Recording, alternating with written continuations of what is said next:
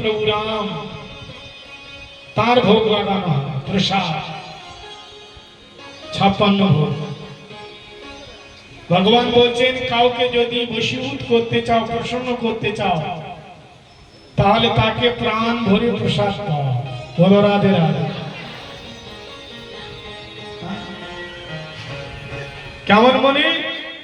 কেমন মনে? সরল মনে, প্রাণ ভরে। ওটা কার হলো? যাকে প্রসাদ পাওয়া, তার প্রাণ ভরে যাবে। মানে কি? যা তোর প্রসাদ পেয়ে আমার প্রাণ ভরে গেছে, মানে মন ভরে, মন ভরে। কেমন সরল মনে। আর সরল মন মানে কি? যার মনের মধ্যে সীতা রাম লক্ষ্মণ আছে, সেই হচ্ছে সরল। স মানে সীতা, র মানে রাম, আর ল মানে লক্ষ্মণ, সরল। যার মধ্যে সীতা রাম লক্ষ্মণ আছে, সেই হচ্ছে সরল। নির্মলা জন সোময়ী পাওয়া, মই কপট ছিদ্র না ভাবা। প্রভু রাম বলছেন নির্মলা মঞ্জন সোময়ী পাওয়া। যার মন নির্মল সরল স্বচ্ছ, সে আমাকে পাবে। যার মনের মধ্যে কপট, ছিদ্র মানে কি? খুঁটিনাটি। খুঁটিনাটি বোঝেন কাকে খুঁটিনাটি বলা হয়? সবসময় খুঁতখুত করে, সবসময় অন্যের খুঁত দেখে, দোষ দেখে। কিছু কাজ করে যেমন তার মন প্রসন্ন, খুঁতখুত করবে, এর ভালো হয়নি, এরকম করলে এরকম হতে, এটা হয়নি, ঠিক হয়নি, এটা এরকম করলে হতো, খুঁতখুত করে। তো কপট, ছল, ছিদ্র। ছল মানে ছলনা। তো প্রসাদ কেমন ভাবে পাওয়াতে হবে? ভগবানকে, ভক্তকে সরল মনে, মানে যার মনে সীতা রাম লক্ষ্মণ আছে, তিনি সরল হতে পারে। তাকে এইভাবে প্রসাদ পাওয়াতে হবে যাতে তার মন ভরে যায়। তো প্রসন্ন হয়ে কাউকে প্রসাদ দিলে তার তো মন তো ভরবেই। একজন লোক ছিল, তার ঘরেতে একদিন কুটুম্ব এসেছে। বলো রাধে রাধে। কুটুম্ব আসে না? কুটুম্বে এসেছে। ও মাসে কুটুম্বে এসেছে তো এসেছে, আর ঘরে যাওয়ার নাম নেই। প্রথম দিন তো থালা ভরে ভরে খাইয়েছে, দ্বিতীয় দিনও খাইয়েছে থালা ভরে, তৃতীয় দিন থালা একটু কম হয়ে গেছে, একটু কম হচ্ছে। চতুর্থ দিন জিজ্ঞাসা করে দিচ্ছে আর একটু দিব। যেই দিন কুটুম্ব বাড়িতে গিয়ে জিজ্ঞাসা করে দিবে, আপনি জানবেন তার শ্রদ্ধা শেষ হয়ে গেছে, এখন আমাকে ব্যাগ ঘুরিয়ে চলে যেতে হবে। আর যেদিন জিজ্ঞাসা করবে না, জিজ্ঞাসা করার নাম নেই, সঙ্গে ঢেলে দিবে না সেবা। আর যেদিন বলে আর একটু দিব, 4-5 দিনের মাথা দুপুরে আপনি খাবেন? জিজ্ঞাসা করবেন দুপুরে আপনি খাবেন? তো ওই কুটুম্ব এসেছে, তার যাওয়ার নাম নেই, 1 সপ্তাহ ধরে বসে বসে খালি খায়। তো তার স্ত্রী, সেই লোকটার স্ত্রী বলছে, দেখো তুমি কি কুটুম্ব নিয়ে এলে, এই 3 টাইম আমাকে বানাতে হয়, খাওয়াতে হয়,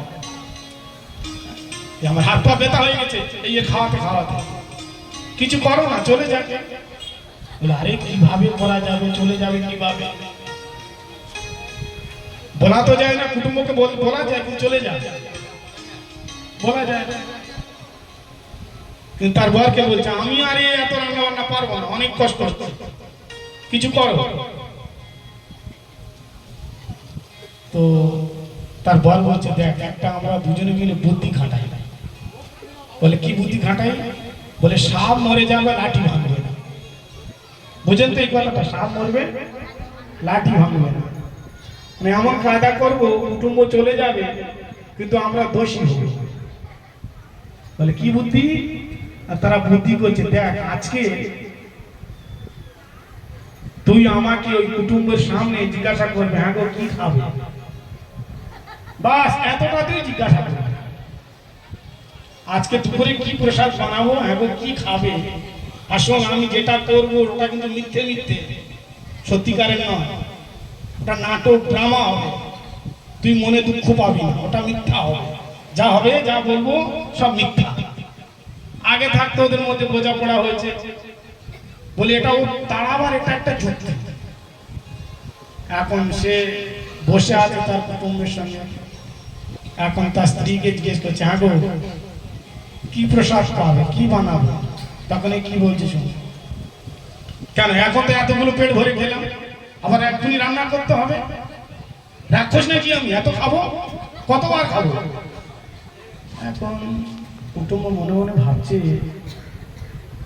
আমি যদি খাই তাহলে আমি রাক্ষস হয়ে যাই যদি আমি খাই এখন রাক্ষস হয়ে যাই এ তো খাবে না বলছে বর বলছে আমার জন্য রান্না করতে হবে না কিচ্ছু বানাতে হবে না আমি খাবো না ইনি যদি খায় তো এনা মানে কুটুম্বকে বলছে ইনি যদি খায় তো এনা জিজ্ঞাসা করো এ যা খাবে তাই বানাবে আর সে মনে মনে ভাবছে বলছে না না আমার খিদে নাই আমি খাবো না আমার খিদে নাই আমি খাবো না আমার খিদে নাই আমি খাবো না